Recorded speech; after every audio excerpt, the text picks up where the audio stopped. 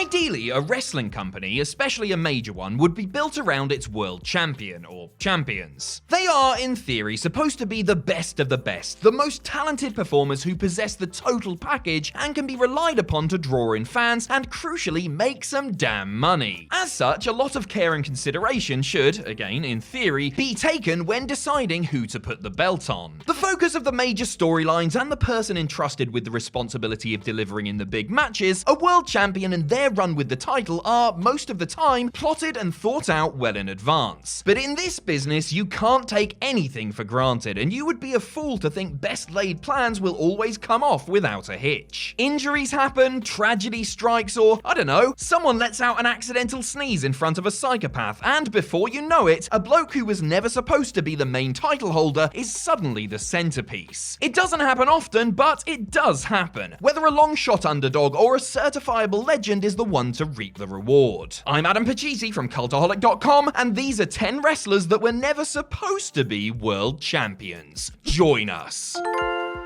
Number 10, Rey Mysterio, World Heavyweight Champion 2006. Rey Mysterio is arguably, it's not really arguable, one of the greatest professional wrestlers of all time. He's been a world champion on multiple occasions and every reign has been deserved. But the legendary Luchador's first world heavyweight title reign in 2006 was a surprising one, and likely wouldn't have happened at all were it not for a real-life tragedy. The death of his off-screen best friend and on-screen rival Eddie Guerrero in November of 2005 set off a wave of sentiment as it related to the master of the 619's in-ring career. Rey began dedicating matches to the late Latino Heat and won the 2006 Royal Rumble in his honor, thereby booking his place at WrestleMania. Backstage, however, many remained unconvinced, and Rey Mysterio actually temporarily lost his Mania title shot to Randy Orton, only to be reinserted into the match a short time later. Against established main eventers Orton and then champion Kurt Angle, it was far from a given that Rey would walk out with the big gold belt in his possession. But he did, and he went on to hold the belt for a few months, his run coming to be regarded as one of the strangest ever as he was battered by everyone at every turn. He wouldn't recapture the title for another 4 years, by which point he was a more established main event player. Number 9, Bob Backlund, WWE Champion in 1994.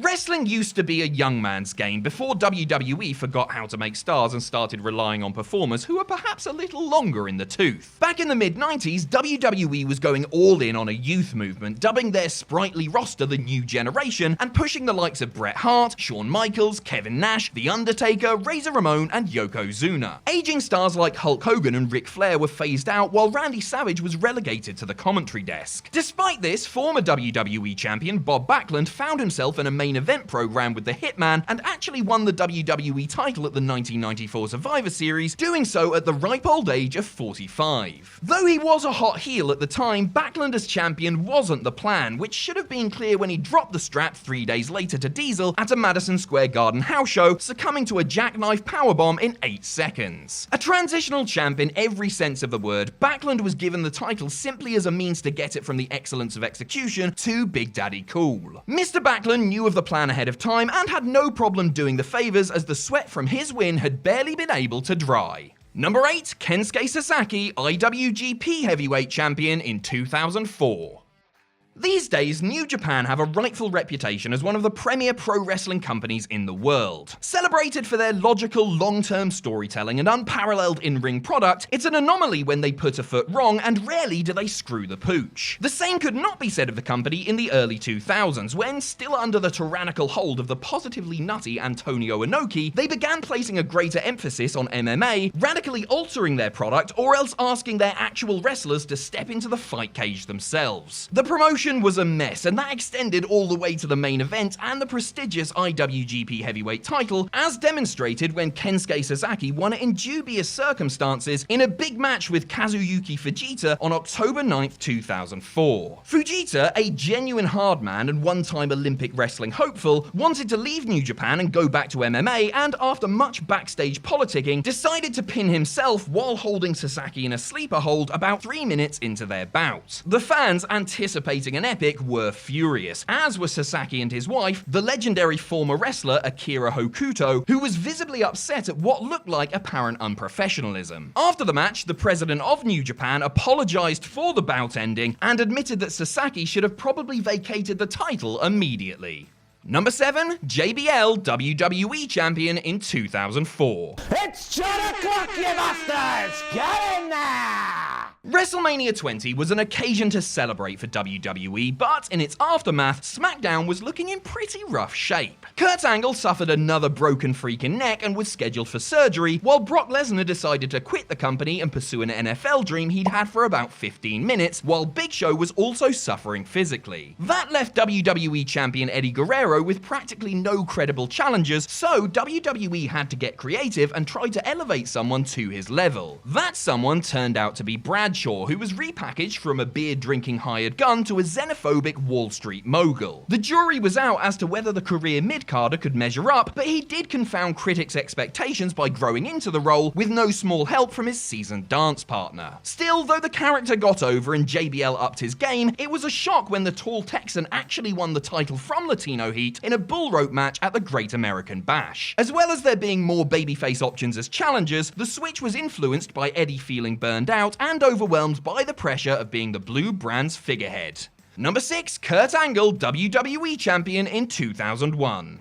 Kurt Angle becoming a multiple-time world champion in just about every organization he's worked for is hardly surprising. This man was bred for success, an Olympic gold medal-wearing super stud the likes of which the wrestling business has rarely ever seen. It may have been a tad shocking seeing Angle win his maiden WWE title less than a year after debuting on television, but you would be hard-pressed to find anyone say he wasn't supposed to hold it. His second WWE title win, almost a full year later mind you, was not in the script, and really wouldn't have went down were it not for an event which shook the world. The September 11th, 2001 terrorist attacks on the World Trade Center in New York changed the national mood to the point that Kurt Angle suggested to Vince McMahon that he didn't think that he, as the red, white and blue American hero, should lose to Steve Austin in their big title grudge match 12 days later. The Boss and Stone Cold both agreed, and Angle scored a very popular victory in front of a patriotic hometown crowd. He lost the title back to the Texas Rattlesnake a couple of weeks later on Raw,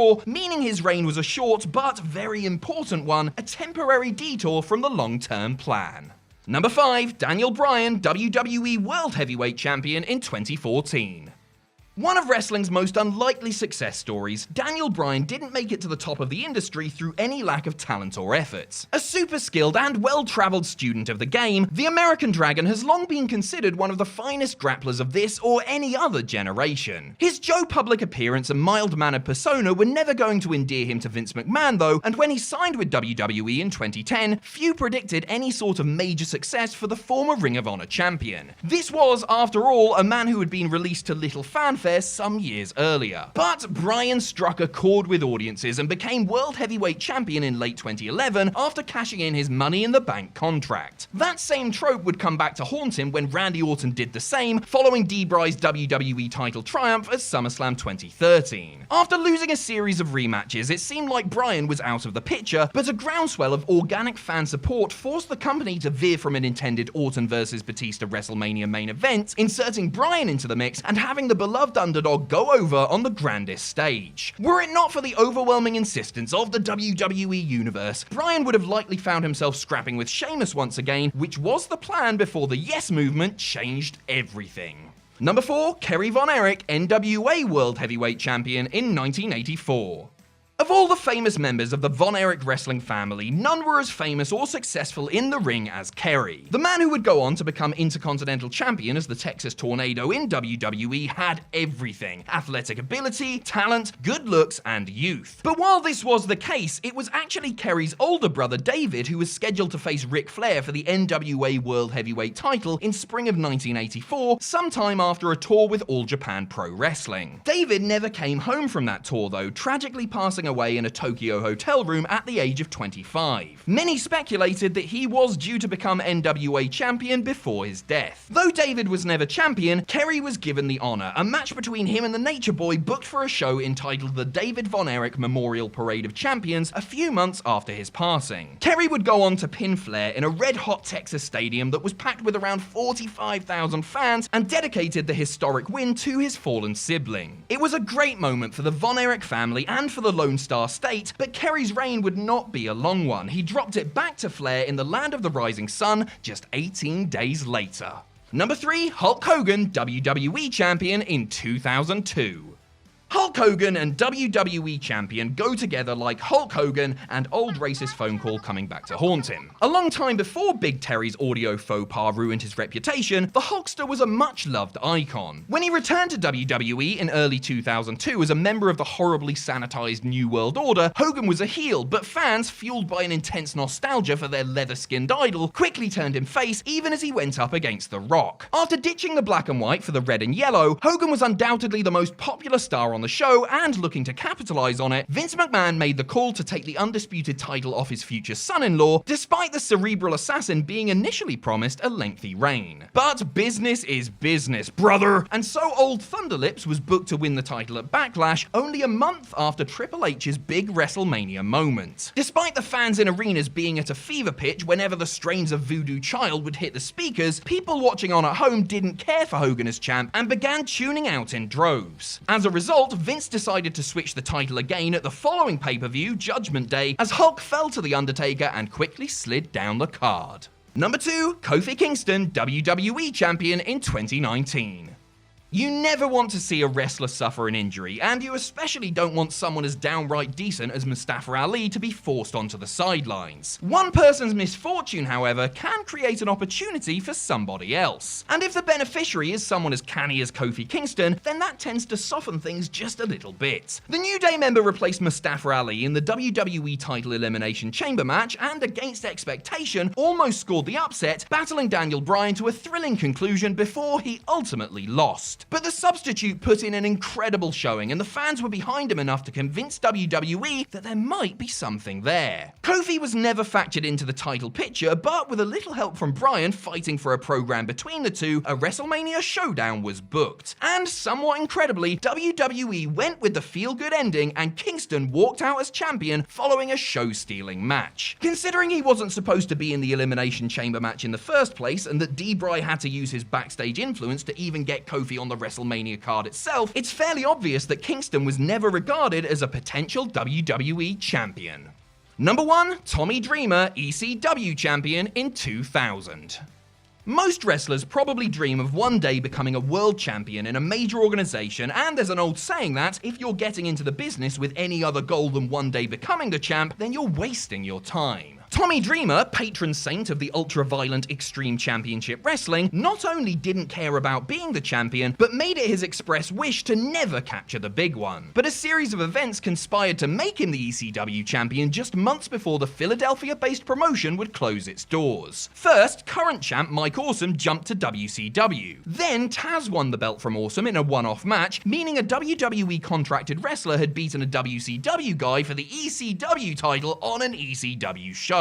Since the human suplex machine was property of Titan Sports, another title change was necessary, with a reluctant and pissed off Dreamer beating him at SiberSlam. The innovator of violence didn't get to hold the strap for long, as he then dropped it to Just Incredible in an impromptu match just a few minutes later. Dreamer expressed his deep frustration at being made champion on the Rise and Fall of ECW documentary. "You may be married to Beulah McGillicuddy, Tommy, but I was never ECW champion, so take that, you hardcore half-wit."